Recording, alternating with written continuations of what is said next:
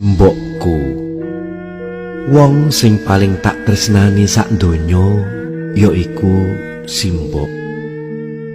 Wong kang seneng ngapusi nanging jaminane swarga yaiku Simbok.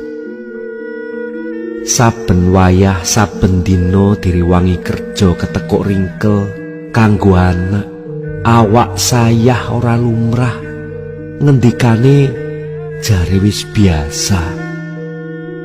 Yen ana rejeki olah-olah nyisihke lawuh kanggo anak. Bareng anak mulih, Simbok ngendika, "Wis, kek ndang maem. Kae lho, enek lawuh iwak. Simbok ora pati seneng iwak." Yen lagi olah-olah sithik ngajak maem anak, Simbok ngendika, "Ndang maem kono, Simbok ora luwe." yen anak lagi loro nganti tengah wengi anggone nunggoni, bareng anak nglilir, Simbok ngendika, "Ayo ndang pupuk maneh, bendang sehat. Simbok durung ngantuk kok."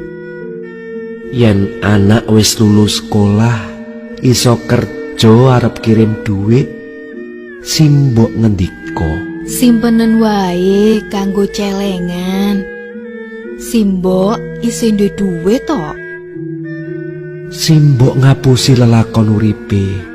Simbok nganggep anak kaya bocah cilik terus.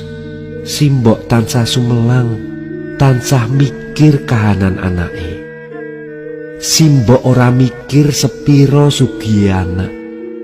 Simbok ngapusi merga rasa ikhlas lan luhur pengorbanane. Matur suwun Simbok.